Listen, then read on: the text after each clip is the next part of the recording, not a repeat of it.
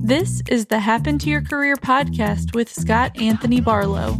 We help you stop doing work that doesn't fit you, figure out what does, and make it happen. We help you define the work that is unapologetically you and then go get it. If you feel like you were meant for more and you're ready to make a change, keep listening. Here's Scott. Here's Scott. Here's Scott. If you've sent any kind of networking or connection emails in the last year, you might wonder, why are they being ignored? Why are you not getting a response? Is it the wording? Is it the timing? Or is it simply that they're getting lost in a flood of AI-generated pitches and spam? When I first started this podcast way back in 2013, LinkedIn was the go-to place to connect with someone about your career. And while it's still possible to connect with people there, the landscape has drastically changed. People are now much more skeptical when it comes to their LinkedIn messages, thanks to the overwhelming number of sales pitches that are flooding them constantly. And also with the influx of AI, that's the case on almost every platform on the internet. So here's what we're going to do. Today in this podcast, we're going to walk through the best ways to identify the right place to reach out to someone, whether it's LinkedIn, email, another platform, and then how to craft a message that maximizes your chances of building a meaningful connection right from the start. When it comes to reaching out to people with the purpose of exploring a new industry or role or company, the most common term you hear is networking, of course, but we like to focus on this in a different way. Shock and surprise, right? Here it happened to your career. Instead, we refer to this step of the career change process as test driving conversations.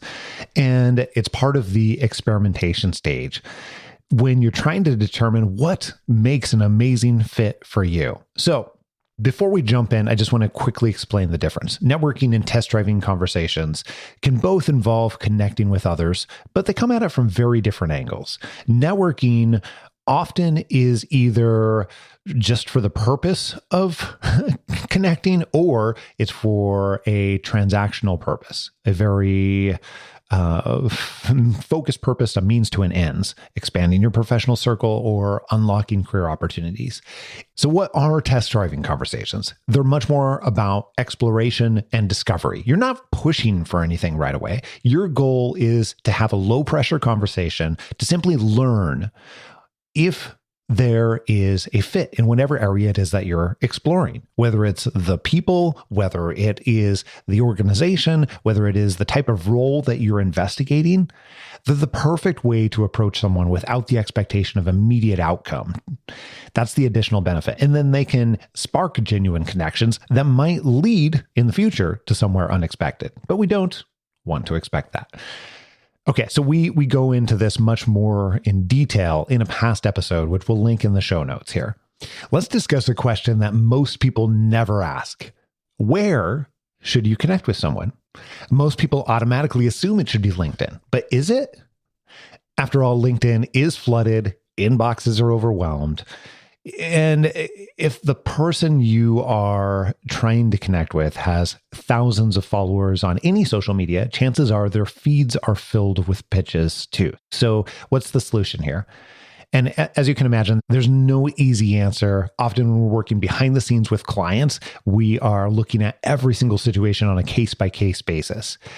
But one general rule that you can use is it's all about meeting people where they are, where they're spending their time, where they're already giving their attention to. You need to figure out what they care about and where they're most active. Sometimes that's LinkedIn.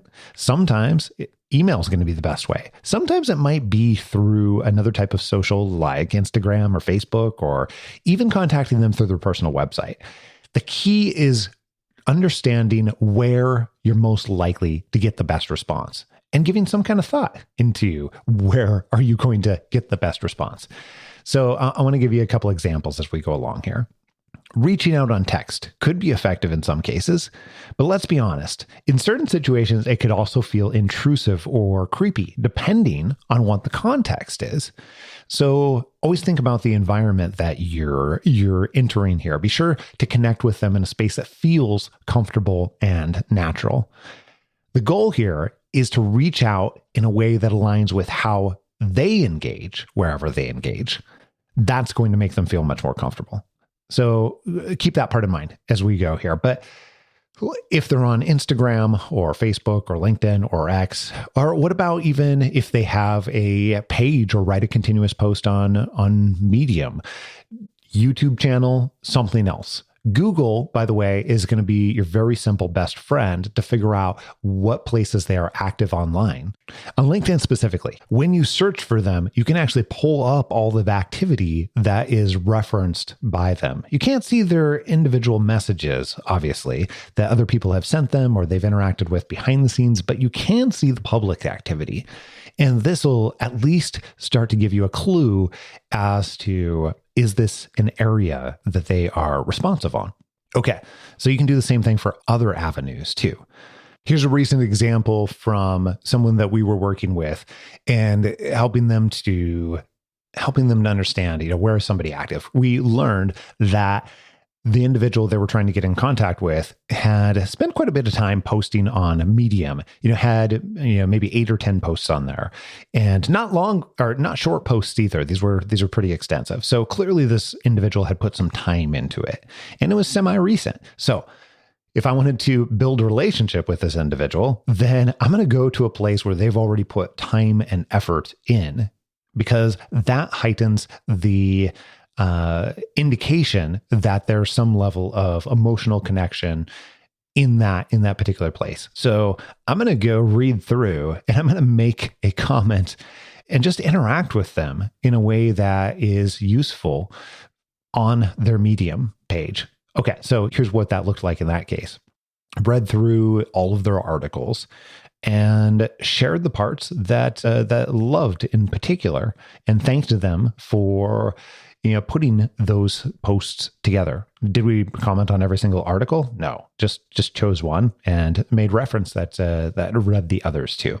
Now, here's something that is important. You can't just do this as a tactic. You have to actually mean it. If I read all those articles and I hated every minute of it, definitely not going to do this. We all have built-in BS meters that will go off like crazy if we see that somebody is not being genuine. So this, of course, comes from many years of evolution, and it still works well today. So we can't fake this. Okay. If you can't find where somebody is active anywhere online, you may have to jump into the next level of sleuthing, which might be a scavenger hunt of figuring out what is their email address. And you can try formatting for how their company uses email addresses. Maybe it's the first dot last name at company.com. Maybe it's first initial at last name at company.com. Usually you can find other people's email addresses. And this type of detective work can be really useful. But when we're doing this work, again, behind the scenes, we're using tools like hunter.io or benverified.com. And then that helps us minimize some of the detective work by providing more reliable contact information in those email addresses for us. You don't have to do that, but I want to just expose you to, there's a variety of methods out there in order to be able to reach the people that you want to reach here. And the other thing here is you can engineer familiarity, and engineering familiarity becomes a really helpful strategy.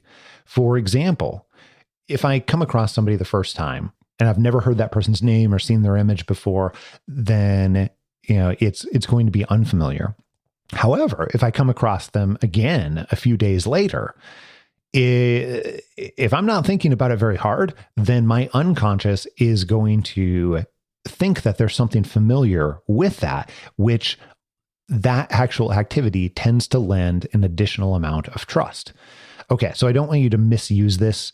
Instead, we do want to use this for good in order to build relationships.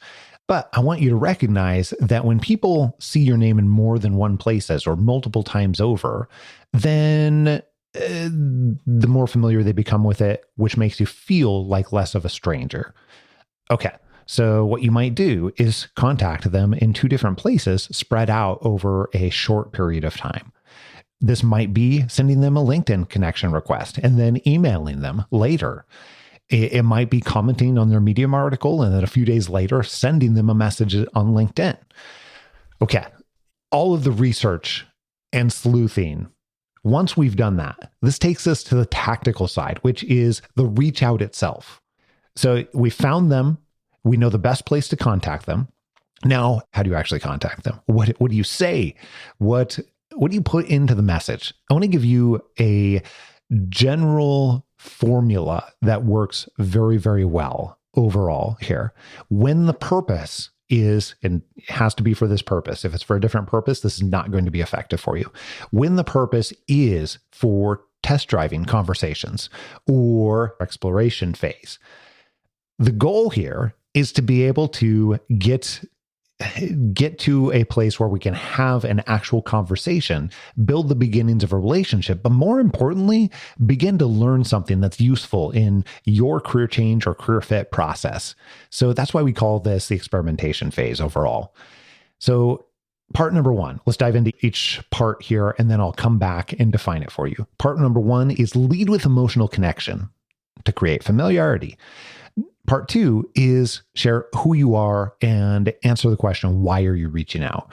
Part three is the simple ask that they can say yes to. Okay, number one, leading with emotional connection. The first line of your message, it's crucial. It's your chance to grab their attention. And if it doesn't connect, either rationally or emotionally, it's going to get lost in the sea of other people sending very generic messages. So if this first line doesn't work, it's likely they'll never even see the second line. They'll never make it that far. Okay, the stronger the emotional relevance in that first line, the more likely your message is going to stand out and the more effective it's going to be. This is the line where you show them that you've taken the time to learn about them, their work, and what they care about. That's the opposite of what spam is doing, right? Spam is unsolicited, irrelevant, not wanted, all of those things, right? So here's what all the messages in my inbox sound like. Scott, your experience looks interesting. It's just so generic that it could be anyone versus that customized personal connection. So I want to share a couple of other examples here that Laura, who is a coach on our team, she shared with me just by literally pulling a few things out of her LinkedIn inbox here. This one says, "Hi, Laura. I came across your content. It's powerful and I'd love to connect."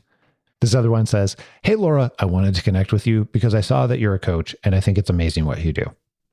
That's great and not very specific, and certainly really doesn't create much of an emotional connection, especially when you're getting messages like this constantly. It doesn't show that the person made any effort to get to know Laura. Maybe they scanned her profile for all of 3 seconds, maybe not even that. The best connection is finding that commonality, finding that particularly emotional commonality and thread, whether it's a shared experience or a common interest. Maybe you both went to the same school. Maybe their work resonated with something that you're going through right now. How about that for emotional connection? Here are a few ideas to get you started on where you might find some commonalities. This could be geography. You're both in the same city. You're originally from that city, used to live in the same place. This will create familiarity. Sometimes it takes an extra degree in order to make an additional emotional connection. Another example would be school. Alumni of the same university, perhaps even the same degree or same school within the university. Could be career change. Maybe this person made a dramatic career pivot. Maybe that's part of their story. Maybe some of the changes that you can see along the way are relevant to you as well. Okay, another area could be a volunteer cause or let's just call it a cause that they care about. You have a commonality in desire to help this population, or you volunteered in a similar capacity. Maybe it's a former company. You both used to work for the same organization. For example, I used to leverage this. I used to work for Target. Target was a phenomenal organization for me to work for. I had a great experience there. And I found that many other people have too. Not everybody in the world, but many people have. And so that's something that I share. Could be something else, of course, that they mentioned in their profile. Their about section might reveal being a parent. Maybe they have pets. They're a dog parent. A football fan of your favorite team, maybe something else that creates that trust, familiarity, connection in an emotional way.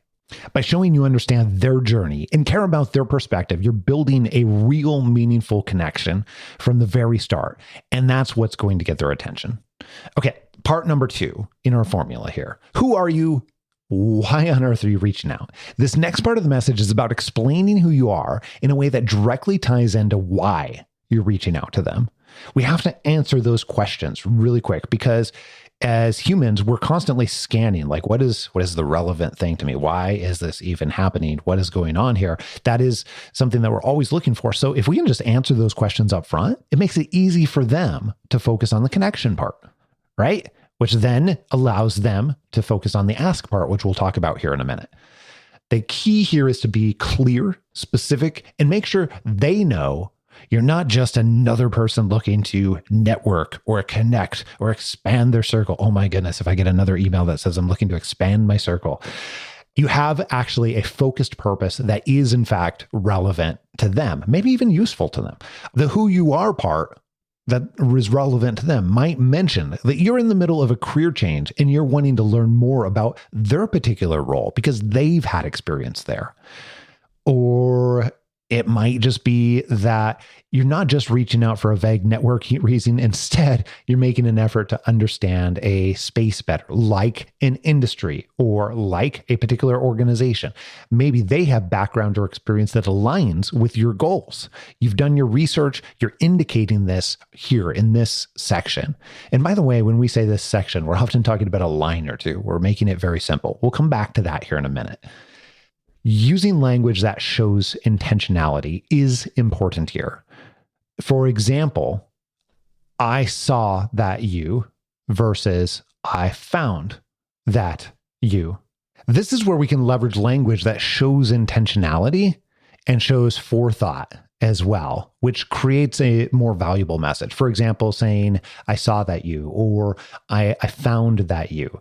I prefer saw because it tends to be more informal and conversational, but either way can work in certain circumstances. It shows that you've taken the time to look at their background. It lets them know why you specifically think they are the right person that you're trying to connect with and engage with.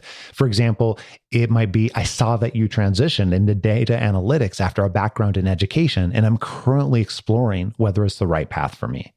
All right, let's go on to part number 3, the ask. Finally, last, but definitely not least, maybe even most important, but the other two parts set this up so it can be successful.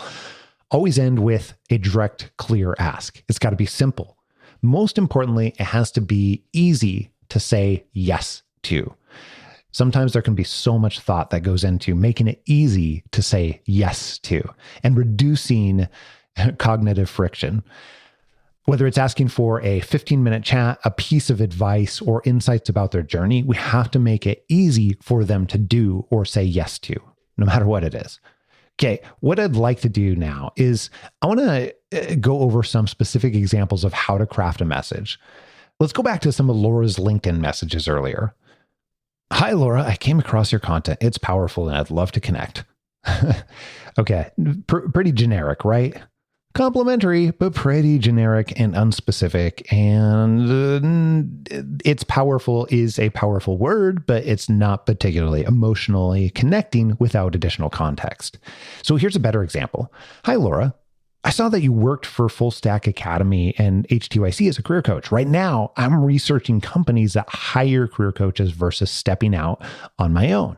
Okay, now that becomes much more relevant to Laura, right? Here's the other one that we talked about. Hey, Laura, I wanted to connect with you because I saw that you're a coach and think it's amazing what you do. Blah, blah, blah, blah, blah. All right, better example for that might be, and here's how we can make it better. Hi, Laura, I see that you used to volunteer with Homespun. I attended one of their webinars last week, and their mission speaks to me as a military spouse working to piece together their career. Okay, much more relevant. And we are signaling to, in this case, Laura, that we have a whole bunch of information about it for something that she likely has a connection with. Very, very different results, right? And this is just part number 1. As you can imagine, this can take a little bit of time and energy to be able to put together. It takes some forethought, but they help the receiver know precisely that you took the time and energy to get to know them, which means that if you're showing care and you're showing relevance, there's a higher chance that they might reciprocate, right? In a moment, I'm going to show you some actual messages that our clients had worked on behind the scenes, and then we've worked with them to be able to improve and turn it into a much more effective message. But before we do that, I want you to be able to listen for some of the common problems and look for those common problems so that you can recognize them as we're going along. Number one, too wordy. Nobody wants to read a long message, not for the sake of reading a long message. Keeping it short and sweet, concise is important. We want to be able to grab their attention in as few as words possible and get to the point without overwhelming them. How long? Well, as long as that takes. And a lot of times it can be shorter than most people think. The second mistake is too much information. We don't need to share everything right away. We need to share just enough. Keep it focused, leave room for a conversation. Let them ask follow-ups if they're interested. Number 3 here, is it too generic? Could it be sent to anyone? This is your message is powerful or whatever. If your message could be copy and pasted to 100 other people or even 2 other people, it's probably not personal enough. Take a minute to show that you've researched them, you understand them, it's creating relevance, you're a real person reaching out. Another area that people struggle with is making things too formal. There can be certain occasions to make it formal, but most of the time, I want you to write how you talk. A message that sounds like a stiff letter is not going to connect. It's going to come across as weird. And we want to keep it conversational and approachable, like you're talking to a friend. Again, there's exceptions. Certain academic professions, there could be exceptions, and depending on what is the context and the modality in which we're contacting somebody. But other than that example, the general rule is we are trying to build relationships, which means we are conversing. We're talking to friends, new friends. The ask at the end, if that is buried, then that's going to be a challenge. So number 5 is make sure that your ask is easy to find instead. Don't hide it at the end of a long message. Make it clear, simple, and easy for them to say yes to. All right, let's look at a few of these messages here. This first message. Hi, Tamara. I hope my unfamiliar name in your inbox sparked the curiosity and not your desire to resign this email to the spam folder. I genuinely am seeking to connect. I found your LinkedIn profile when I was searching for information on what it is like to working in the customer success field. I saw that you have experience in strategy supporting organizations to enhance their digital experiences. On top of that, your post on LinkedIn shows that you have enthusiasm for what you do. I currently work as a store manager for a big box retailer, leading a team of 115 people. I'm at a crossroads in my career and I'm starting to do some high-level research on adjacent roles. I'd feel privileged to hear more about your experience working as a customer success manager or other insights you have. Would you be open to having a 15-minute call? I've got a few pointed questions about customer success in the software as a service industry and would love to hear a little more detail about your experience thus far in the role. If yes, I will make it as easy as possible to find a time that works for you with gratitude and appreciation. Okay. What do you notice about this? First of all, it is very long. It is very long. And when we say long, we're not actually as much talking about the length. We're talking about it has enough unrelevant or not useful items in it to make it feel long, right? Okay, let's go over the improved message here. What you'll notice is it is functionally a lot shorter. We've eliminated a lot of the pieces that are either obvious or not adding value. We've eliminated entire sections, in fact. So instead, here is what we came with.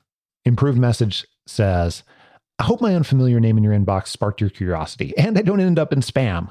Winky face, which already feels much more conversational, right? I found your profile when I was searching for information on what is like working in customer success field. I saw that you currently work at Shutterfly in a CS role. I constantly use Shutterfly, so I was intrigued about your work there. I currently work as a store manager for a big box retailer, leading a team of 115 people. I'm at a crossroads in my career and starting to do some high-level research on adjacent roles. I'd love to hear more about your experience working as a customer success manager or any other insights you have. And here's the ask. Would you be open to having a 15-minute call? If yes, I'll make it as easy as possible to schedule. Thanks. All right, so we've taken out massive sections. The other changes, let's go over what changed here. Removed, I am genuinely seeking to connect. This is kind of like an inside joke almost, or when somebody tells an inside joke, if they're not on the inside, it's not funny. It should be obvious to those people. And that same concept transferred over to here, not about joking. This is not a joking manner. If it's not already obvious that you're genuinely seeking to connect, then you've lost that person. You don't want to have to explain that you're genuinely seeking to connect, just like you don't want to have to explain that you're telling an inside joke. Instantly, no longer useful. We take out the word LinkedIn. If we're messaging them on LinkedIn, it's obvious that we're using LinkedIn. Okay, so there's all kinds of small pieces there. We're just removing the pieces that are irrelevant. Okay, what is it like in customer success supporting organizations? This is missing specifics. We needed something to show that this message is intentional for the person, like in this case, the company name. And then we show our emotional attachment to that company. We don't know for sure if this person has any kind of emotional attachment to Shutterfly, but Shutterfly is a organization that has a lot of raving fans that also work there. Okay. I'd feel privileged to. This can be great in certain circumstances, but it tends to feel very formal. If this is how you talk, and it's pretty likely that the other person will receive it in the same way that you talk, then I would say go ahead with it. And that might be an indication. Otherwise, this feels incredibly formal. If this isn't something you wouldn't say out loud, then let's omit it. Let's get rid of it. Write how you talk, not how you write. The ask originally was way too long, so long. We simplified it so that it's clear and concise and not buried amongst other paragraphs. The ask is simple. Would you be open to having a 15-minute call? By the way, in this case, we're asking for 15 minutes because that's something that somebody can say yes to. It's easy to answer. And what we're not doing here is dumping. We're not saying, just tell me a time that you can do and I will make it happen. That can work. But now if I've asked that type of question and that's now my ask, then I'm putting all that cognitive friction onto the other person. They have to look at their schedule. They have to think through what's going to be a good time for them. And it seems like we're making it easier on them. But in actuality, we're dumping up a lot of decisions onto them. Decisions create cognitive friction. So what is a decision, a better decision that they can simply say yes to? Would you be open to having a 15-minute call? Yeah, sure. I'm open, especially if you're telling me you're going to make it easy on me. Done. All I have to do is respond and say yes. Okay. We shrunk this message by about a third. Makes it more digestible. It's easier to read. Could we continue to improve this even further? Yeah, absolutely. There's opportunity. But let's go on to another example here. All right, so this one, I'll read it out here first. It says, greetings, Gene. I hope you do not mind me reaching out, but I saw your profile on LinkedIn, which led me to your portfolio, which is impressive. I saw that we both live in Charlotte, North Carolina area and have a background in mechanical engineering. I'm researching different careers, sort of an experiment to understand if they might be a good next step for me professionally. Would you be willing to spare 20 minutes to connect so we can discuss your experience as a data analyst? Please understand, I'm not asking for help getting a job. I'm trying to learn about your experience in the role to understand it better from someone who has walked some miles in those shoes. I would appreciate any time and experiences you can share. Thank you. Okay, what can we improve here? Well, we can certainly make it more specific here. Let's look at the improved version here, and then we can analyze what changed. We changed it to, hi, Gene. I found your profile on LinkedIn, which led me to your portfolio. I enjoyed reviewing your fraud detection projection. Whew, that's a mouthful. Done in SQL. I recently completed a SQL course, so seeing new angles of projects gets me thinking outside the box. I'm also located in the Charlotte, North Carolina area and have a background in mechanical engineering. I'm researching different careers, sort of an experiment to understand if they might be a good next step for me professionally. Would you be willing to share your experiences as a data analyst on a 15-minute call? If yes, I'll make it easy to find a time to connect via Zoom or a phone. Thank you, Timothy. Okay, what changed? Well, we changed to a much more informal greeting. If you remember, it said, "Greetings, Gene," which, could be a strategy to, if we need to get a laugh or something like that. But I don't think that was going to be effective in this case. So we changed to an informal greeting that is more how this person would speak, like hey or hi. And we removed the part about "do not mind me reaching out" and "impressive portfolio," as not only is this language is overused, it sounds robotic, it sounds AI generated, and it sounds like a start to a salesy or spammy message. This first line is critical. You've got to create connection, commonality, or rapport in one way or another. It's even better if we can level up and find an emotional connection too. Okay, so we changed the word "saw" to "found." Found in this case can even level up. We talked about that briefly in being intentional in saying saw or found. But in this case, we could actually show additional intentionality in certain cases. Found can imply more intentionality in certain cases, perception-wise. Simple words can make a big, big difference. This, by the way, is when you've done this a lot, you start to see what works over and over again and see what creates better and better results. And you notice observationally those different pieces, or you can pull in other psychological practices or even, marketing practices or sales practices that involve psychology. And you can leverage those in this type of reach out messaging too. Okay, another thing that we did here, we changed the impressive portfolio to show a more specific aspect about what was impressive.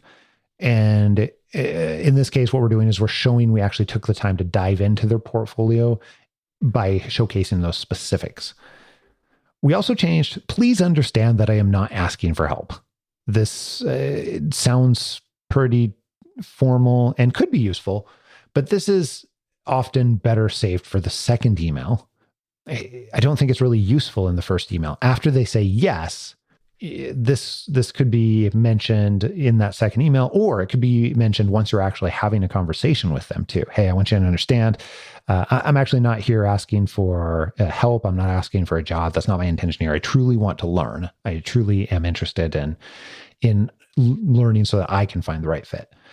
By the way, we also eliminated "to spare." It sounds a little awkward. Took this out to simplify our ask, where it had said, "Would you be willing to spare 20 minutes?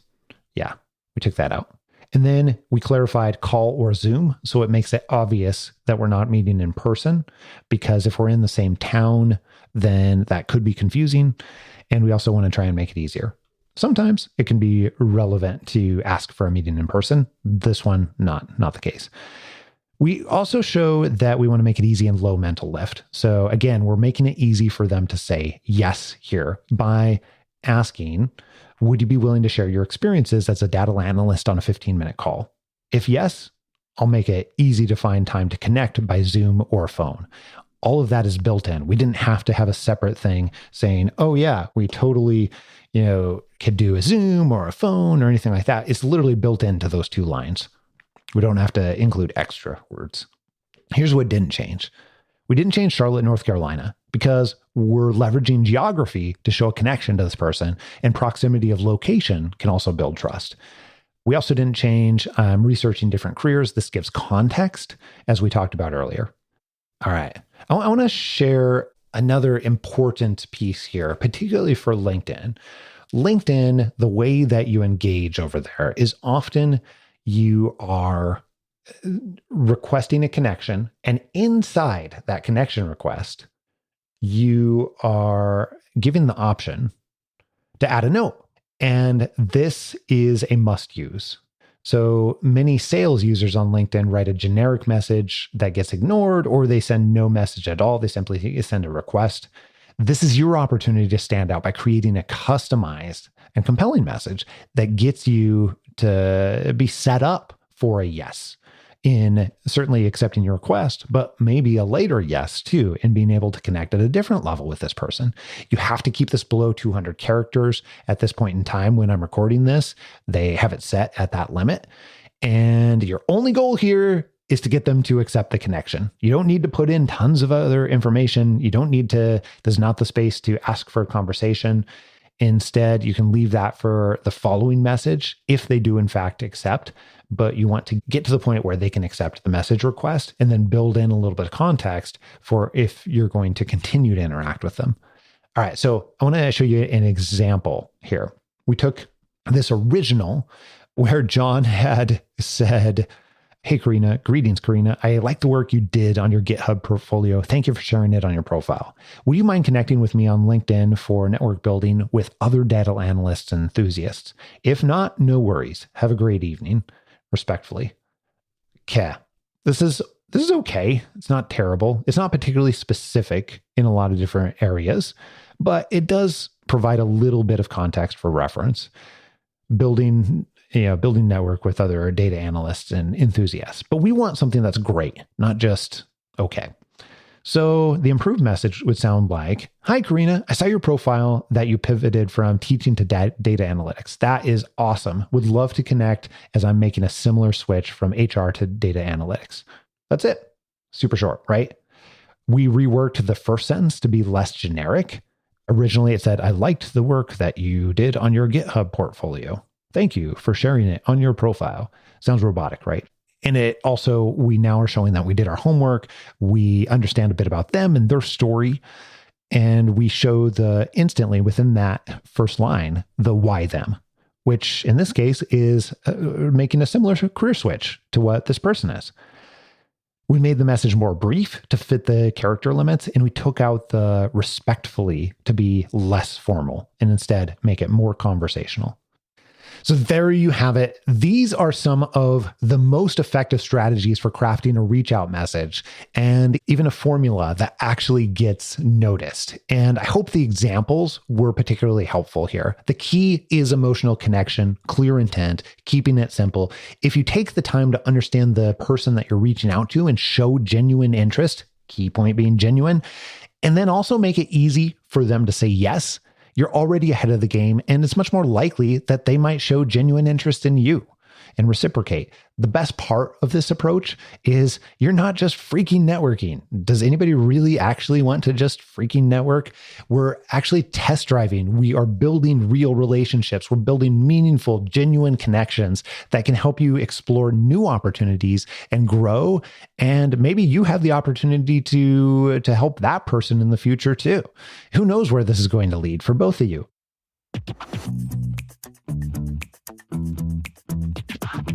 If you found this episode helpful, by the way, we'd really appreciate it if you would share it with somebody else who you think could benefit.